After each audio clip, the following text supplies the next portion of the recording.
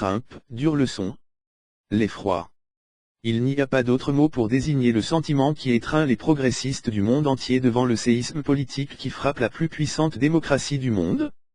Ainsi, un candidat brutal aux positions insensées, sexistes, racistes, autoritaires, qui prêche un nationalisme de fer, qui insulte ses adversaires, méprise les femmes, qui désigne les minorités comme bouc émissaire des difficultés du pays, qui veut enfermer l'Amérique dans ses frontières et fait exploser les digues de la décence et de la raison, gagne une élection qu'il a abordée en parfait marginal de la politique.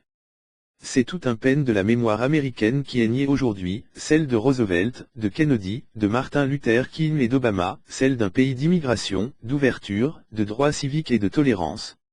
La mémoire des Clinton, aussi, quand les 2 mandats de Bill ont laissé le souvenir d'une sorte d'âge d'or, mais une mémoire trop liée à l'établissement de la côte. Il faut remonter loin dans l'histoire du pays pour retrouver de vagues précédents, chez les candidats racistes du Sud profond, chez Charles Lindbergh et ses campagnes réactionnaires dans les années 30 ou bien dans la sinistre saga de Joseph McCarthy. On citera Ronald Reagan, qui avait lui aussi sonné le glas des démocrates. Mais c'était une révolution conservatrice libérale au sens français du terme qui n'avait pas remis en cause les traditions américaines d'immigration et d'ouverture sur le monde. L'élection de Trump sonne le départ d'une toute autre histoire. C'est une révolution blanche, d'abord.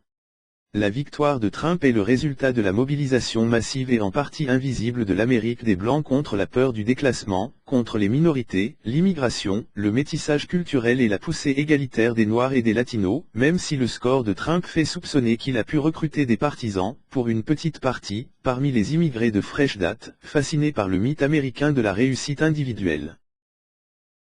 C'est une révolution des classes moyennes, ensuite. La politique reaganienne qui devait profiter, par le ruissellement des richesses de haut en bas de la société, à tous les Américains, a réservé ses avantages aux plus riches.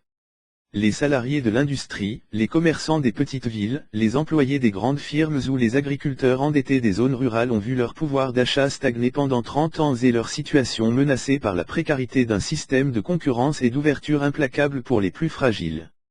Au lieu d'en imputer la responsabilité à un système de marché sans frein, cette Amérique-là, dans un réflexe classique en temps de crise, a accusé le vent du large. C'est une révolution contre les élites, celle de la richesse, de la finance, mais aussi celle de la culture, de la politique et des médias, dont la culture d'ouverture, de mélange, d'arrogance aussi et d'hédonisme fondé sur l'aisance financière, a fini par révulser l'Amérique qui se lève tôt. Main Street s'est révolté contre Wall Street, mais aussi contre Hollywood, la Silicon Valley et l'irénisme californien. On parlera encore de populisme, terme désastreux qui exclut la masse de l'électorat d'une formule avant tout méprisante. Pendant la campagne, un électeur de Trump avait répondu de manière lapidaire à cette accusation, le populisme, c'est très bien. Cela veut dire qu'on s'occupe du peuple et non des élites.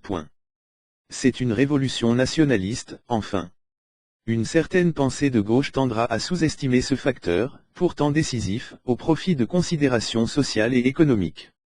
Or la vague qui balaie les États-Unis a d'abord frappé l'Europe, à travers le Brexit en Grande-Bretagne, Viktor Orban en Hongrie, Pegida en Allemagne, Geert Wilders aux Pays-Bas, la Ligue du Nord en Italie, les xénophobes scandinaves, et le Front National, dont le spectre va maintenant dominer, comme une menace encore diffuse, mais bien présente, la campagne électorale française. Partout la réaction identitaire contre la mondialisation, contre l'immigration, contre l'ouverture des frontières et de la culture, produit les mêmes effets, favorise les partis, hors système, et alimente la démagogie de ceux qui veulent fermer les frontières. La leçon est dure pour les progressistes. Ils n'ont pas su trouver les solutions sociales et économiques propres à rassurer les classes moyennes et populaires. Ils n'ont pas su répondre à cette révolte identitaire qui ramène les démocraties aux temps obscurs du nationalisme triomphant. Le libéralisme sans règle déboussole la société.